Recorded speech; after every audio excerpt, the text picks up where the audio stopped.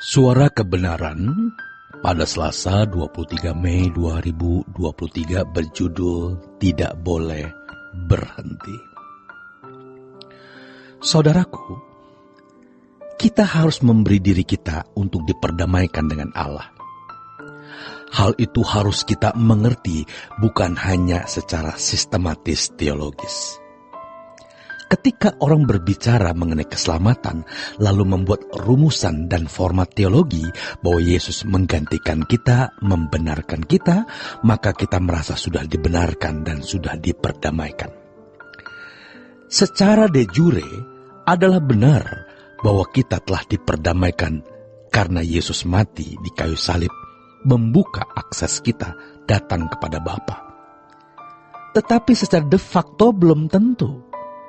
Tubuh kita bisa ada di gereja, tetapi kalau dalam menjalani hari-hari kita masih terikat dengan keindahan dunia, maka kita bukan anak-anak Allah yang ideal. Kita mungkin tidak berzina, tidak mencuri, tidak membunuh, tetapi hati kita tidak melekat sepenuhnya kepada Allah, maka berarti kita belum diperdamaikan dengan Allah.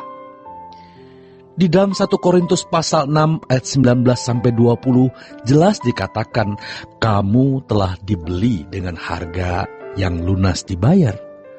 Maka kita bukan milik kita sendiri. Di dalam 1 Korintus 6 ayat ke-7 dikatakan, barang siapa mengikatkan diri dengan Allah menjadi satu roh dengan Dia. Luar biasa. Bagaimana Allah membuka tangan untuk bisa satu roh dengan kita?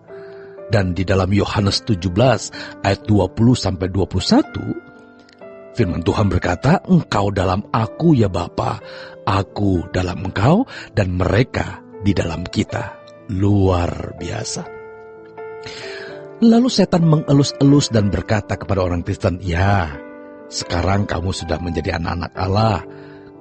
Kamu sudah ke gereja, kamu sudah memuji-muji Tuhan. Tuhan berkenan atas puji-pujian kamu, maka kamu harus yakin masuk surga. Alhasil, banyak orang Kristen setuju dengan keyakinan itu, bahwa dia pasti masuk surga. Mestinya keyakinan itu dibangun dari pengalaman hidup, perjalanan hidup bersama dengan Tuhan, bukan dibangun dari pengertian-pengertian teologi. Kalau di perusahaan kita masih mencuri uang perusahaan, yakin masuk surga. Kalau masih ada celah dan noda dalam diri kita, yakin masuk surga. Makanya kita belajar, tidak ada dosa sekecil apapun, sehalus apapun. Tidak ada dosa di dalam diri kita yang membuat Tuhan bukan saja terluka, tidak nyaman pun tidak. Bukan hanya dosa-dosa besar, namun hal-hal kecil, hal sederhana, kalau itu membuat Tuhan tidak nyaman, kita tidak lakukan. Saudaraku sekalian, kebersamaan yang Tuhan kehendaki standarnya adalah kebersamaan Yesus dengan Bapa. Kebersamaan dengan Tuhan adalah kebersamaan yang tidak boleh berhenti. Jadi, tidak ada wilayah blank spot, harus tersambung terus dengan Tuhan. Kita stimulasi, kita rangsang lewat doa. Lalu kita bawa suasana itu keluar dari ruang doa, sementara kita melakukan berbagai pekerjaan. Kita bisa selalu ada di hadirat Tuhan, karena memang Roh Kudus dimeteraikan di dalam diri kita, dan Tuhan berjanji menyertai kita. Kita harus belajar dan berjuang untuk menghidupkan Tuhan di dalam hidup kita. Saudaraku, ini bukan berarti Tuhan sudah mati. Allah hidup dari kekal sampai kekal, tidak berubah. Tetapi bagaimana kita bisa menyatakan kehidupan Tuhan di dalam hidup kita? Bagaimana kita mengalami perjumpaan dengan Tuhan dan kebersamaan dengan Tuhan setiap saat? Ketika Paulus mengatakan, bagiku hidup adalah Kristus dan mati adalah keuntungan, sebenarnya secara implisit ada pesan di situ bahwa ia sudah selesai dengan dirinya. Jadi, kalau kita serius akan hal ini, kita pasti tidak akan menyentuh dosa. Kalau kita berdosa sekecil apapun kesalahan itu kita akui, kita bereskan. Kita tidak terikat dengan kesenangan-kesenangan dunia. Kita akan bisa menikmati kehadiran Tuhan dalam segala keadaan. Luar biasa saudaraku, Dia menyertai kita. Sebagaimana dua orang yang bercinta, masing-masing mau dinikmati dan menikmati, demikian pula kita bersama dengan Tuhan. Benar saudaraku, Dia ingin kita nikmati dan Dia mau juga menikmati kita.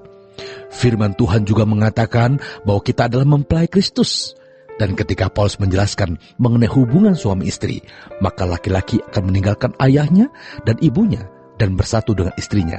Lalu kalimat berikutnya adalah, rahasia ini besar, tetapi yang kumaksud adalah hubungan jemaat dengan Kristus.